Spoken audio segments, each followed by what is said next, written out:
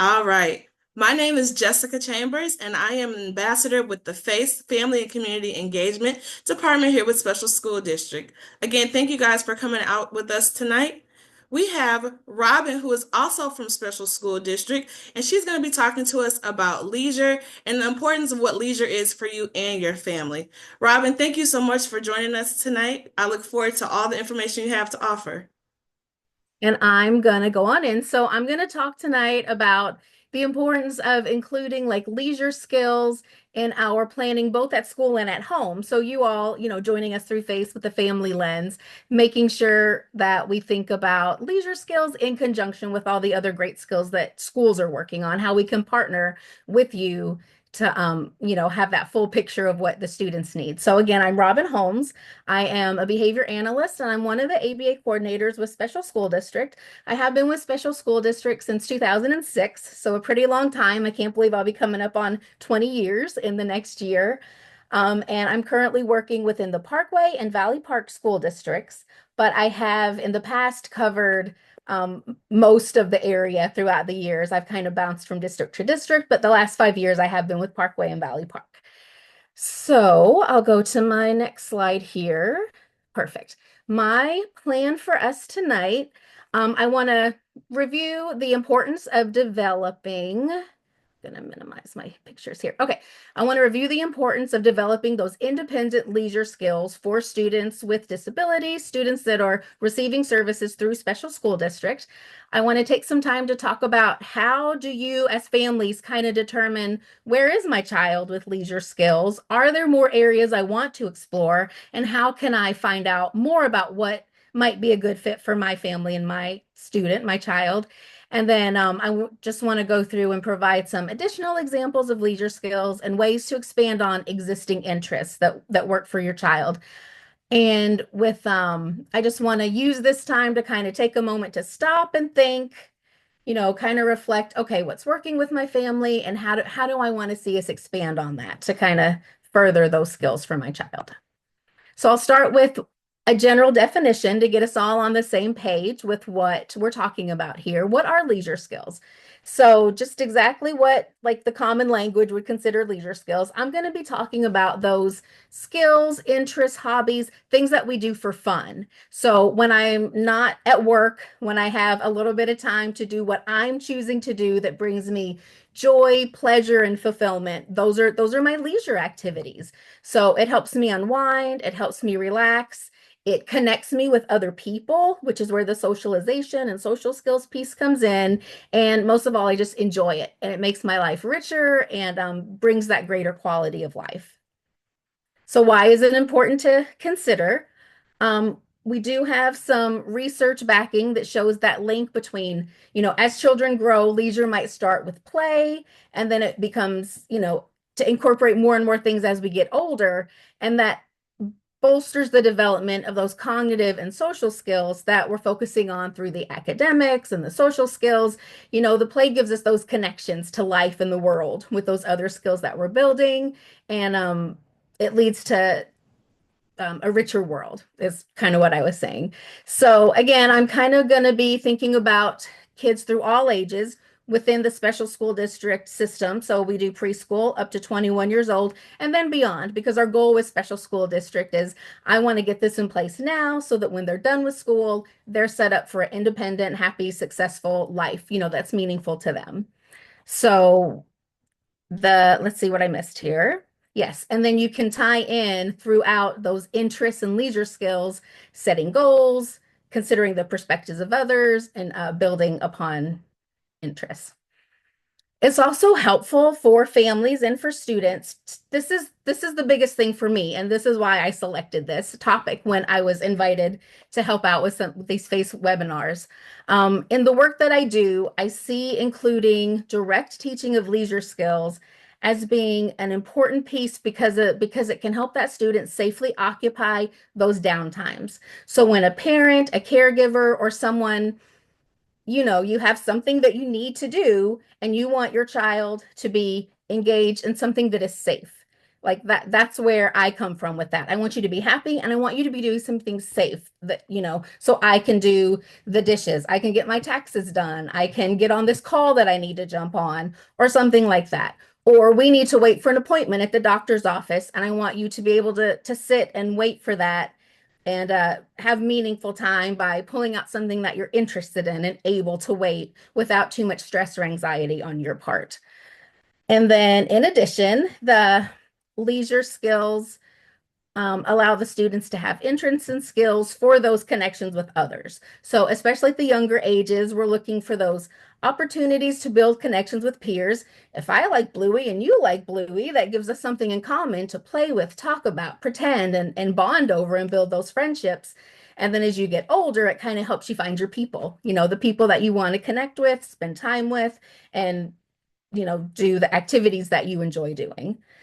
And finally, the last thing I'll talk about why they're important, if I haven't sold you on it yet, is it's that opportunity for the student to build independence. So some of the things I will talk about tonight do include a socialization piece. If we're talking about something like games, that might involve another person, but a lot of leisure activities can be completed independently, and that can be a really good opportunity for a student to build that self-confidence. This is something I can do, this is something I like, and this is something I'm good at, and I can do it by myself. So if I'm craving that time by myself, I know here's a list of things I can go do that are quiet, I can focus on, and I can be independent with. So, all this is to say, I believe that teaching leisure skills is an important life skill. I do reference ABA programs here because that's the field that I know, but I do know beyond the services that we provide, it's an important skill for all of us to have. So, but we have noticed that it can be easy for us in the school setting to focus on a lot of the academic pieces. So obviously, definitely, we're going to work on communication and social skills and all of the things that a kid needs to be successful in school. But the leisure skills are part of that. And I just want to encourage families and school teams not to lose sight of that because of the opportunities for independence, social skills, and self-esteem growth, and not miss the big picture there. So somebody might ask me, why are you worried about, increasing this 3-year-old's play skills? They don't need to entertain themselves right now. I'm always with them. They're little. And my response might be, well, one day they'll be older, and the best time to start is now, so that, again, what if the child is bored? What if you have something you need to do and you just need them to be safe in an activity that brings them joy and fulfillment? And that's why I want to start now, finding out what they're interested in. And if a child has something that they're especially interested in, I just want to build and expand on that piece as well. Okay. So one thing that we see sometimes is that leisure or downtime, so those opportunities where you could be participating in a leisure activity, there's no expectations of you, you're not in the middle of an academic task or being presented with something, you're on a break, you're on downtime. That can be challenging for some students who don't have a broad repertoire of leisure skills. They might not have the skills needed to tolerate that. So my example earlier was the doctor's office, or like waiting somewhere for something. Waiting is hard, and that can cause anxiety or escalation of behaviors or just discomfort for students who aren't able to wait patiently or have something to be engaged in. And then other students might, if they don't have something to be engaged in, we might see behaviors increase that are unsafe. And we want to avoid those situations as much as we can. And then my second point here, some children just may not learn about new play skills or leisure skills without our direct instruction. So typically a child may, learn about leisure skills incidentally through play and the opportunities that they have. But if they're not doing that, I want to make sure that we're directly supporting that. So I'll talk about strategies to do that a little bit later in this talk. And then again, I wanted to mention some children may initially have a limited range of interests, and we support whatever they're interested in and building on that. And I want to expand that, especially for that connection to peers. So if you have one singular interest, while supporting that and finding your community that loves it as much as you do, if we have the opportunity to have more things, that's going to have a few positive effects. It's going to expand the range of communities that this child has access to by learning more about different activities and hobbies and things like that. And second of all, if the limited interest activity is unavailable for some reason, I want that kid to have other options. Like if my favorite thing in the world is broken or out of stock or closed or not available, I want to know, okay, your favorite thing's not here, but there's other things that you like and are good at. Let's do that and then come back to this another day. So that's why I speak about expanding beyond a limited range, not to limit what a child's interests are, but just to, open up the broader world to them as well. So at this point, I think it's helpful to take a minute to think, okay, what are my leisure skills? So I would ask each of you to reflect for a minute on your own leisure skills. What do you like to do if you have that opportunity for some free time? For me, if I have any free time, I'm going to do one of a few things. I'm probably going to be reading, I'm going to be doing some crochet, or I'm going to play games with my family. My family likes to do Nintendo Switch games. I have a husband and a 7-year-old, and that's a big thing that we do on Sunday afternoons.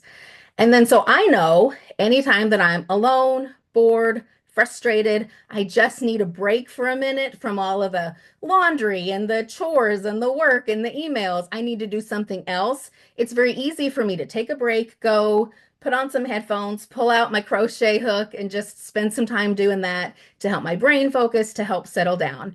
I don't need someone, to direct me to do that. I have the ability and independence to go initiate my own leisure activity, and I don't need someone to pull me out of that funk. And it does help. I feel better. I'm ready to go tackle my to-do list again. So I want the same for all of your children, for those and all of my students. If they are bored or upset or just need a break from what's going on, I want them to have options for what they can do with leisure. And I want those options to help them connect with their peers, their community, and the larger world. So the questions here, like when you have things that you have to do as a caregiver, are you able to have your child safely entertain themselves so you can focus on something and then come back? Just some little tips here that I have tucked in, things to remember as I go through the information in the coming slides. Just because we think our child might like something, they might not. You just have to try it out a few times and see, and it might take a few different exposures until we find out what's enjoyable. So I would encourage people to just try as many things as you have the ability to access and that we can think of to find out what might stick with your child and your family. This you must select replacement behaviors, and that just goes to where like if I already know that my child is interested in a certain topic, I might want to think along those lines as well. So I have more information on that in a future slide. So think about what it is about this that she likes and tie more opportunities into that. And then finally, I'll talk about the how to teach later too, and we'll talk a lot about prompting. Like systematic prompting is our friend. So I can't, if I'm trying to teach my daughter a new skill, I'm not going to expect her to come in on the first day and know exactly what she needs to do for everything. I'm going to start small where she can experience it briefly, have a positive experience, and then celebrate that, move, and then come back to it at a later time. So for example, may say I really love board games and I want my daughter to learn this too. So I'm going to expose this to her and see if it's something that I can build into her leisure skills repertoire successfully. So maybe I'm bringing out the board game and we're only taking 1 or 2 turns. Maybe we're setting a small timer, and when it's done, we're done. And then she can go and do her preferred activity. Because at this point, I'm recognizing playing this game is not a leisure skill for her. It's a task that I'm putting on her. But my hope is that with exposure and positive experiences, it will become something that she can then choose and build into her leisure skill set over time. Okay, so how might you go about choosing what activities to try introducing as potential leisure skills to your child? So I would encourage caregivers to think about, start with yourself. What are the things I'm interested that are meaningful to my family and those people that are close to my child? And is there any way to have an opportunity to include the child in those activities to build from there? What resources are available in the community? Is there a library nearby that you can easily access or walk to, or that you visit regularly? Are there activities in the community? Are there organizations that you can reach out to? Are you involved in any clubs or your church or other facilities that you might be a part of that have opportunities to expose your child to new experiences and ideas as well? Um, if you're thinking about like a menu of activities to pick from, it's always helpful to have things that are portable and could go across settings. So you have something you can, stick in your bag and take with you when you're out in the community. And again, you're waiting for that table at the restaurant, or you're waiting in line for something that has to get done. Here's something that, hey, here's your maze book. And I know you love mazes. So have fun with that while we wait for dinner to come.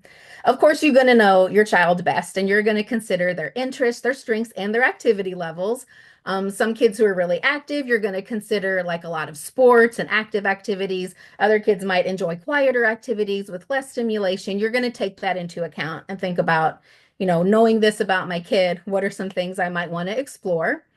And then the time requirement, again, when I'm planning ahead and thinking of like a potential menu of options for these possible leisure skills my child has, some things it might be, I can do this quickly, I can do it, I can pull it out, I can do something for a few minutes. And then when the food's ready and it's time to put it away, it's no problem to interrupt it, put it away because I can come back to it later. Other times you might want leisure activities that do fill a larger chunk of time. We have, a professional development day and there's no school for students. I want to keep my kid occupied through the day. If I have leisure skills, like we're going to go out in the community and we're going to visit the museum, or, whatever the special interest is, and we're going to do this activity around it, whatever it is that fills the day. My child likes to run, so we're going to go do laps in the park or something, something that takes up more time, but still is that source of leisure and enjoyment for the student.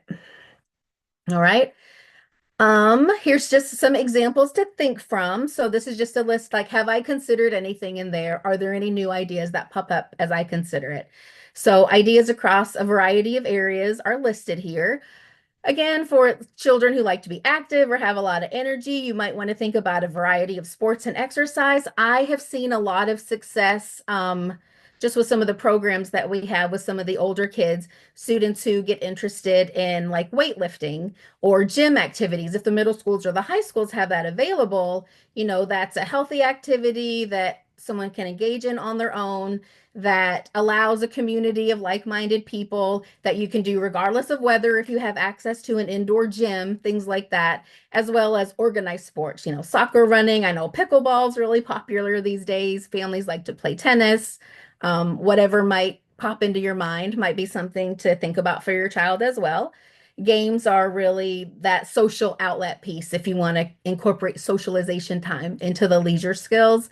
So board games, card games, video games are all good places to think about, and they'll have those opportunities a lot in the school setting as well. So if you're learning how to play Uno at home, I see Uno a lot at schools and in the classroom because it's a game you can do quickly that a lot of kids can pick up with the numbers and colors and matching, at different levels, but it's still fun. So games are a good thing to start learning about rules and turn taking. And then when they enjoy it, they build those relationships through playing that game with their peers. Sometimes special events, families might have things that they like to go do and visit, or places that they like to go, and incorporate the interests into that. There's always media, so music, movies, TV shows. I do know a lot of kids, especially as we're looking for those independent leisure skills as kids get older, finding out what kind of music they like, helping them be able to access. Music's one of the things I like to access. Like I said, put on headphones, do something. It's an important part of my leisure routines as well. A lot of students will be interested in arts and crafts and being creative, and there's obviously a wide variety of activities there, from drawing and painting to like sculpting and clay to beadwork. There's crochet, as I mentioned earlier, whatever you like to do for your arts and crafts. And then cooking. A lot of students may have an interest in cooking, and learning more about that. So the next few slides are just going to go through in more detail some example about building on current interests, just to kind of give you some examples for when you're thinking, this is what I know about the child that I'm thinking about. This is what I know. how could that particular thing that they like be expanded on into possible hobbies and leisure skills as they get older? So, for example, maybe there's a child who really likes looking at photographs. I love looking at pictures of mom. I love looking at pictures of my family. So, is that something you want to explore by through photography, taking photography, uploading photographs to computer, editing photography, creating digital albums, scrapbooking, or even joining photography clubs or discussion groups around photography if that's something that they're interested in. If a child is really interested in comic books, there's a lot of opportunities in that area as well. As far as events go, there's often a lot of conventions. So Comic-Con or a related convention might be an opportunity to again go and be part of that community. So that social piece comes in. There's comic book stores available throughout the community, and there's often book clubs that center around comic books as well. If a child likes to play chess or other strategy-based games, a lot of the schools have chess clubs. There are chess clubs in the community. And then if you don't have someone available to play with, and that's something that you like, you may be able to go online, either, through like a web-based chess game or even just against a computer, if you don't have anyone to play that game with. The next slide here asks you to consider thinking about something that the child likes and what is it about that that really draws them in, and is there a way I can tie that into a possible leisure activity as well?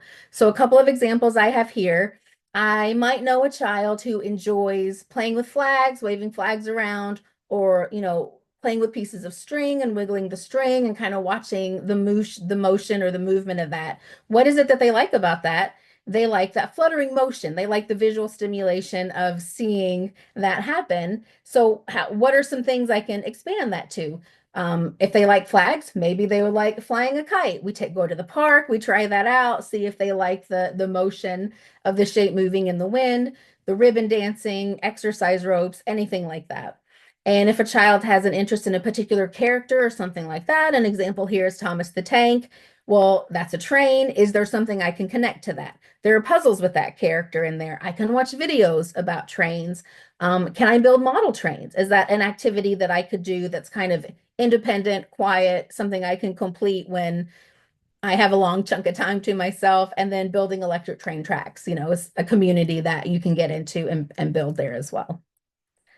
The specific characters I referenced earlier, but I'll talk about that a little bit more here.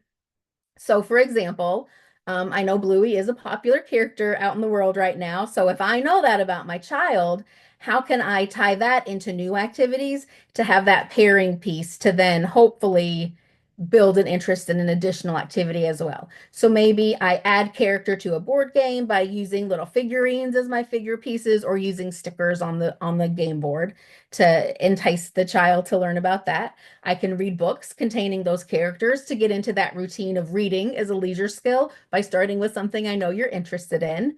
You can do puzzles, you can make your own puzzles or create playing cards with those characters that you're interested in. And then using crafting or building projects and incorporating the character. So maybe I'm thinking, oh, I think that my child might like Lego. If I can, get her to try out Lego, I think it's something she might really like. Maybe I'm gonna have her, hey, let's build Bluey and Bingo's bedroom. Let's see if we can make it look like that and help them through what that looks like, and then expand on it from there. What can we add to that? Mhm. Another strategy that you can consider to increase or expand upon the activities that we have available is to pair a known interest with a compatible new activity. So music is an easy example for this, but for example, I like listening to music. It's one of my favorite things to do. I'm gonna pick it when I have a choice. So if I pair that with exercising, that's going to make exercising more enjoyable for me. I'm going to do it more in the future. And then maybe on its own, that becomes one of my new hobbies or leisure skills. Dancing or even working in the garden. I need to get my chores done. That's not really a leisure skill. So anyway, gardening, I need to get the garden weeded. If I put my headphones on, I get my weeding going. Eventually I really enjoy being out here and feeling the sun and smelling the earth and pulling the things out, because I was able to experience that with the preferred activity. Oh, I was going to say, I thought I lost my words for a minute.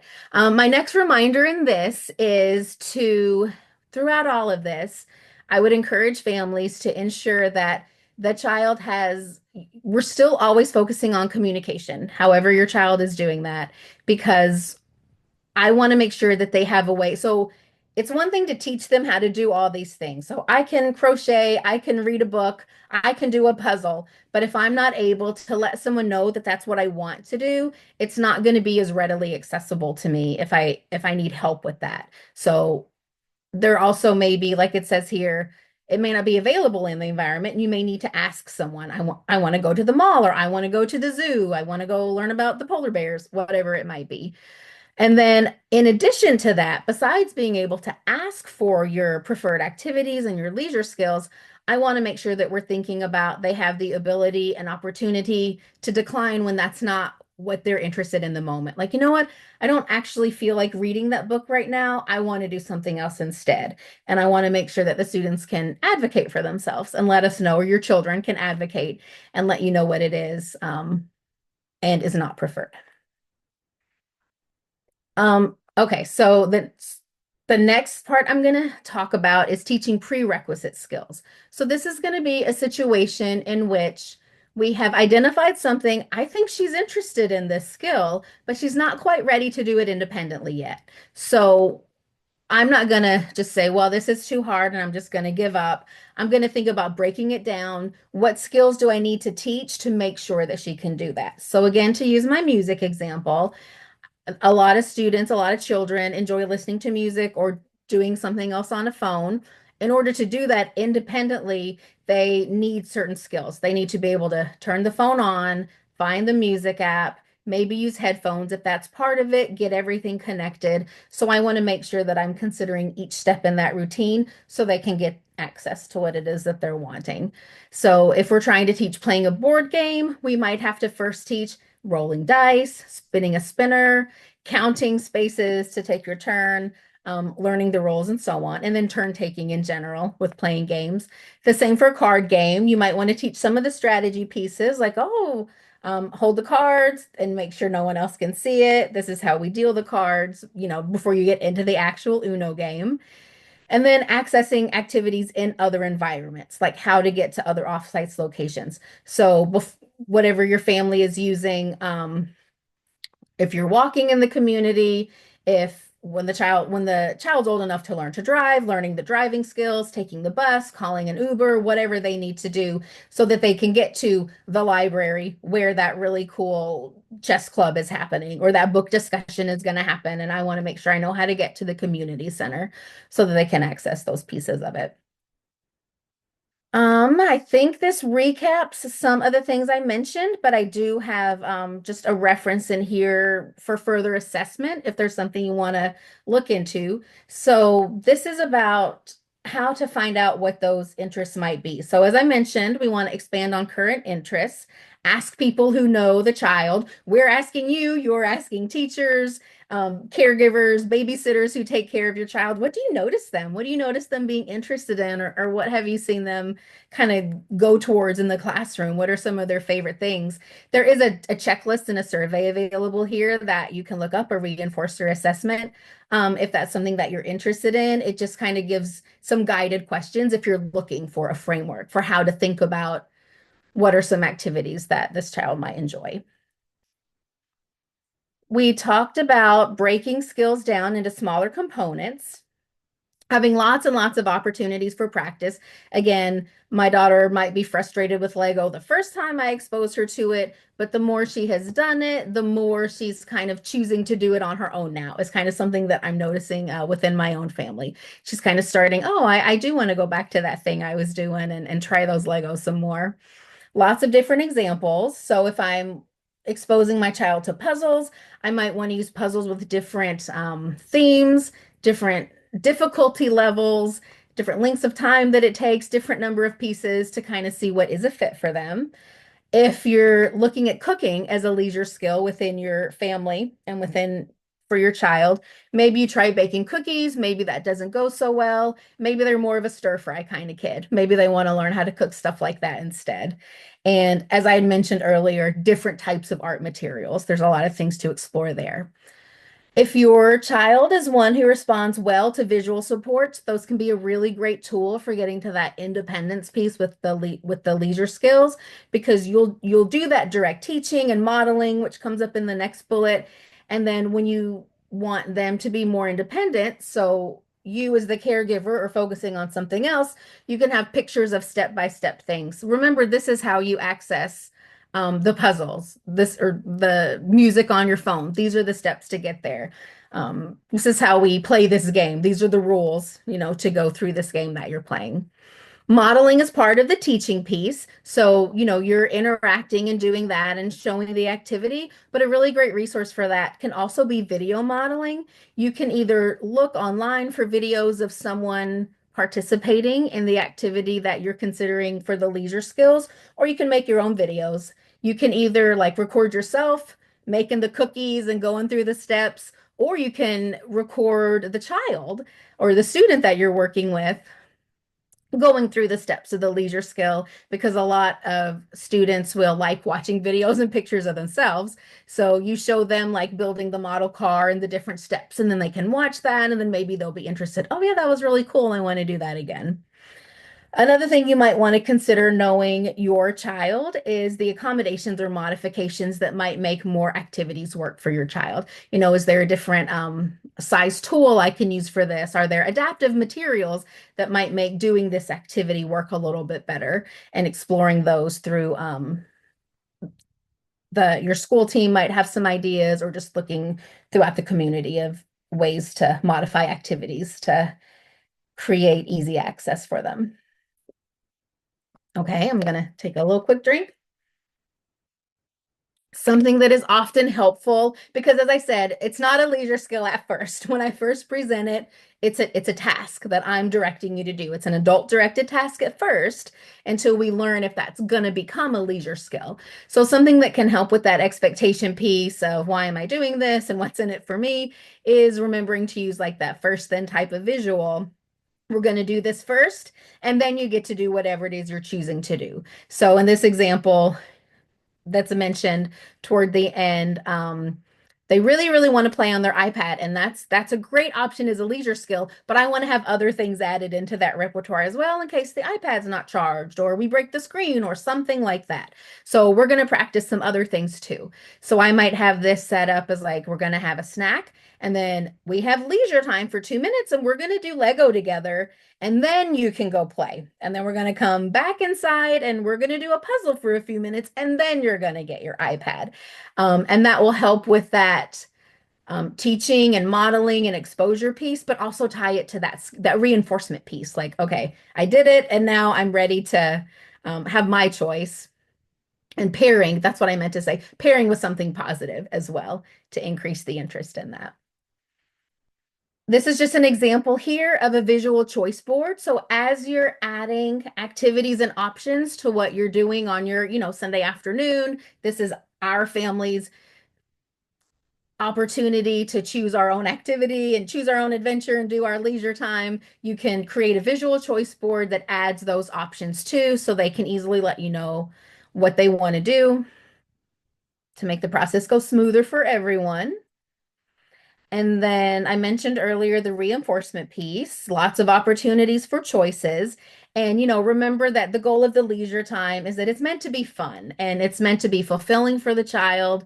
And we do want to follow their interest in their leads while also balancing that it's good to try new things, because how will I know what your interests are if you haven't been exposed? So, low pressure, fun, let them approach it their way and just kind of follow their lead within that specific activity is what I'm recommending here, really.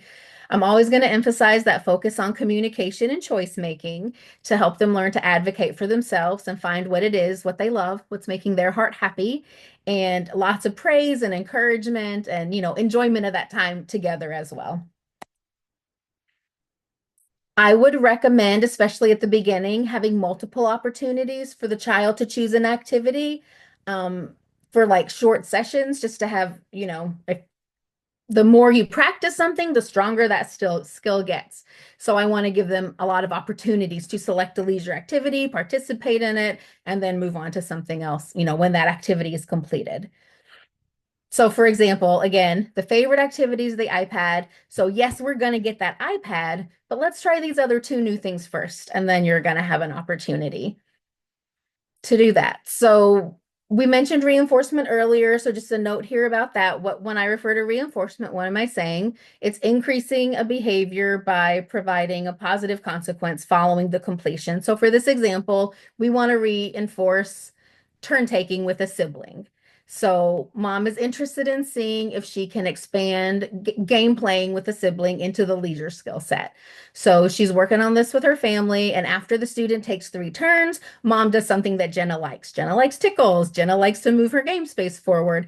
And over time, she might see Jenna increasing her ability to take turns and then choosing to play games with her sister as well, which is where we start seeing it. Oh, this is turning into a leisure choice option. It's something she is seeking out and doing herself.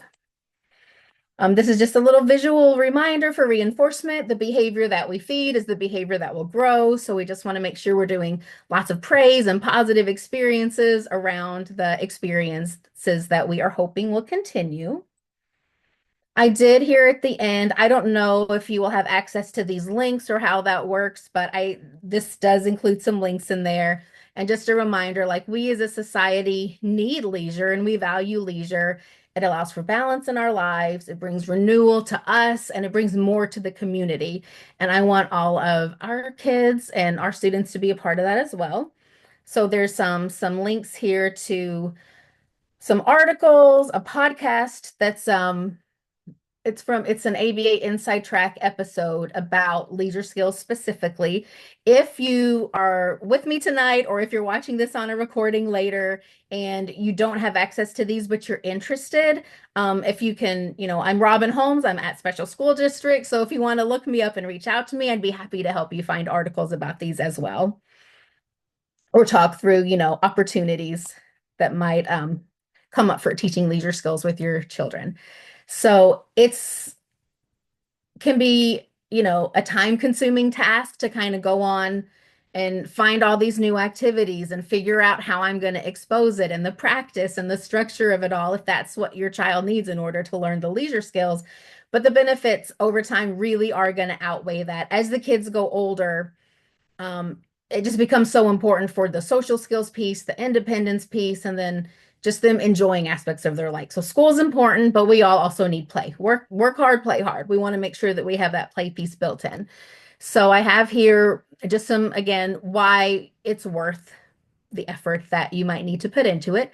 It does promote that inclusion. I can be in a team sport if I have the skills to play soccer or tennis or play golf, and be part of that community. If I don't really want to do the competitive, whatever the sport is, I have an opportunity to be with the larger community, the chess club, the book club, whatever it might be. I'm going to know that I'm good at something. I like this, I'm good at it, and it makes me feel good about myself. I want everybody to have that opportunity. I get to make choices through leisure about how I'm spending my time. I want your child to be able to do that as well.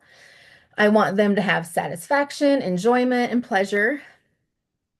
The community pieces here again, making new friends, developing new contacts.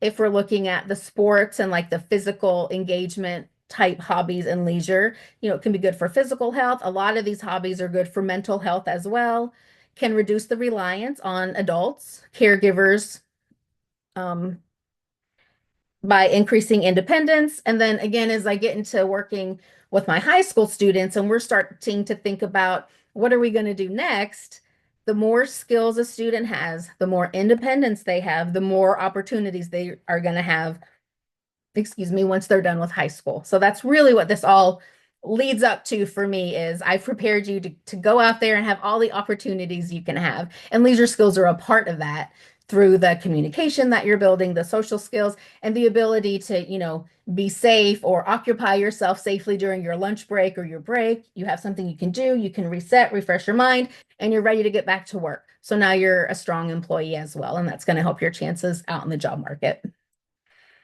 Okay, final thoughts. Every person has different interests, abilities, and obstacles to work through when it comes to finding and establishing those leader skills. So, of course, as with everything, we're not going to have a one size fits all answer for how to build this up. But the keys are building on and expanding on highly preferred activities, thinking about what's available to you and what's accessible to you within your community, and then using those assessment strategies and those teaching strategies to get that started and then pair with positive things are really what it all comes down to with increasing those leisure skills as a foundation to build on. So I believe that's the end of my slideshow. I'm going to stop my share here and see if Jessica's still with me. Okay, that is all that I have, Jessica. Do I have any questions or anything I can follow up with? Actually, Robin, we don't actually have any questions in the Q&A, but I Okay. do have a question if that's okay. I was wondering, how does a parent know what's too much time or not enough leisure time? Do you mean, okay, I think let me think on that for a second because I'm not sure. So, You expand on your question. Let me put it that way. so what I mean is, how do I know if I'm giving my child enough leisure time Okay. or not enough leisure time? Does that make sense? Yeah, it makes sense. It's going to be again not a one size fits all answer. I would consider a few things. I think I would think about well, some of it I feel like is just going to be um, it's whatever is naturally occurring in the day. So let's say for an example, I get home from school with my daughter. We're home. I get her a quick snack and then I have to start dinner. So her leisure time is the time while I'm cooking dinner until dinner's ready. Like it's not at that point, I'm just being a parent, living my life. So that's just what's built in. At that point, I'm not worried, honestly, if it's about that's what I have. On the I think the second piece I would add to that, if you're looking at balancing structure, like structure, adult-led activities, and then this opportunity, I think I would follow like your child best. So I'm gonna know my daughter's starting to get a little bit antsy. Maybe she needs me to change this activity up or something like that. I think you're just gonna, and I think it's gonna vary with the activity. So my daughter could probably play the video game for, half the afternoon if I let her, but puzzles is not something she's interested in, and she's not going to tolerate a puzzle activity for as long. So I think the leisure time is probably going to come into what fits within your routine as a family, and then seeing if you need to break it up into smaller pieces and alternate things, if that makes sense. Really makes sense. Thank you Yeah. so much, Robin. Robin, your presentation was awesome. And it was also nice to kind of hear different ways of incorporating leisure that weren't necessarily technology. So, again, thank you so much for being with us tonight. I think families are going to gain a lot of information from this. All right. If you'd like to get in touch with us, please feel free. We're always happy to hear from our families. Contact us at our webpage, which is www.ssdmo.org/face. Or you can email any one of us at the FACE department, which is face@ssdmo.org, or give us a phone call, 314-989-8460, and we'd love to hear from you. Please don't forget that at the end of this, there is a 6-question survey that we would love for you guys to fill out. And we appreciate all of you guys for coming and spending your time with us tonight. And have a wonderful evening.